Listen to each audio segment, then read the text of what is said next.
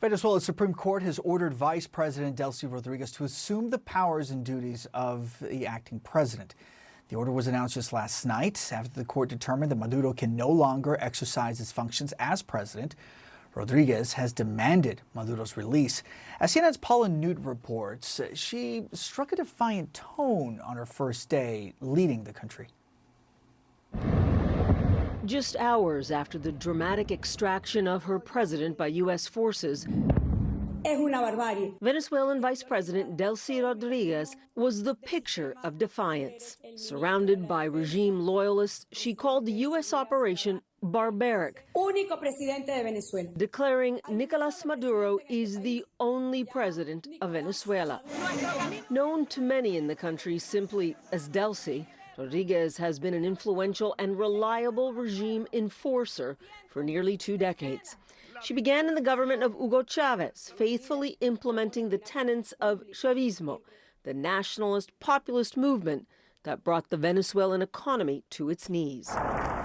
When Chavez died in 2013, she remained an assertive voice within President Maduro's government.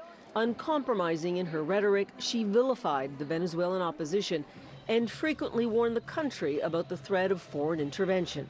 Crucially, as energy minister, she also has been a steady hand in funneling Venezuela's dwindling energy revenues to the regime.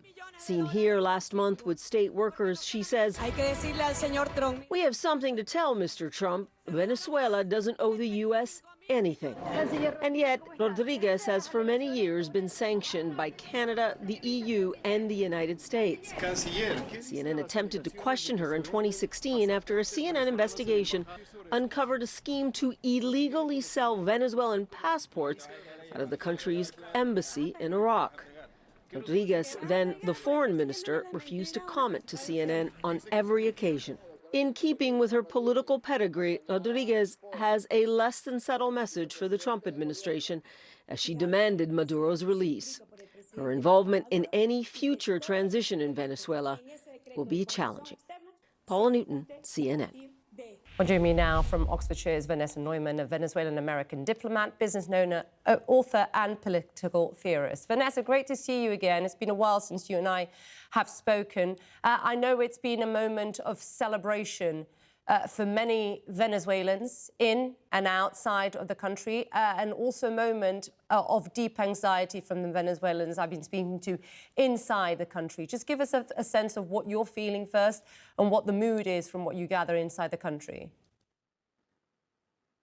Indeed, and it's such a pleasure to be with you again. I've missed you. So the mood in Venezuela is one of concern right now, and confusion more than anything.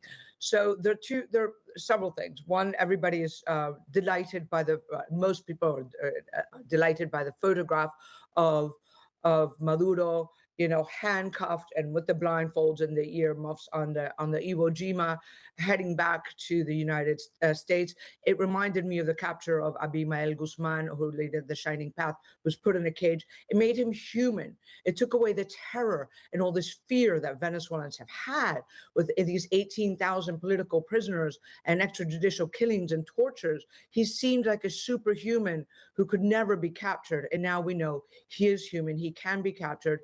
People within the Maduro enclave can be captured, and we can one day have democracy again. So that's hope. That's one sentiment.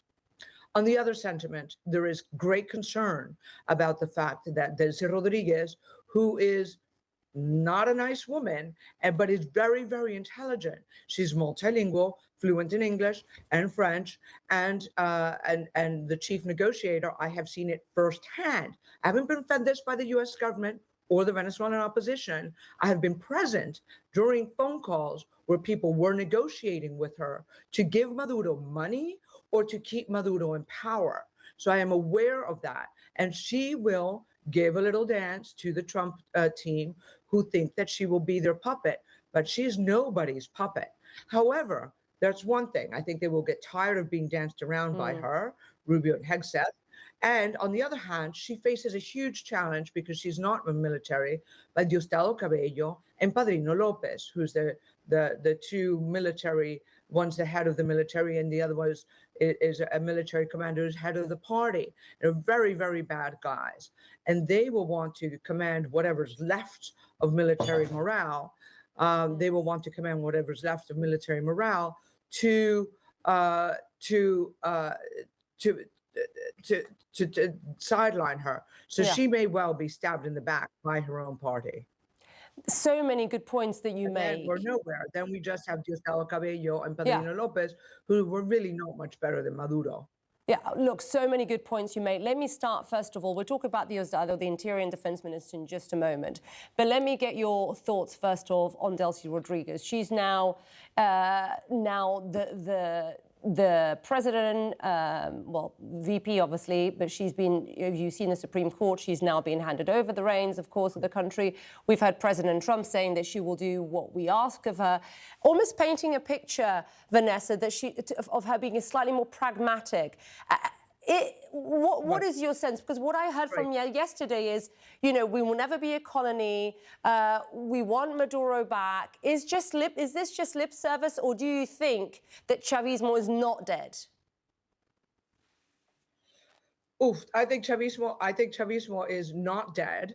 I think there are two different things, right? So there are Chavismo, there are a few hardcore ideologues who've always been there, always will be there, right? Who really believe in Chavismo. And don't forget, this is a country like Cuba. I know you know this extremely well, where there's a whole lot of propaganda. People within Venezuela, unless you have a smartphone, really don't have a lot of access to reality.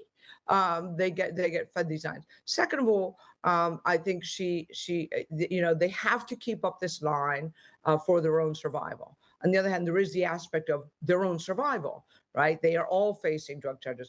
Delcy Rodriguez has done, I think it was it the New York Times?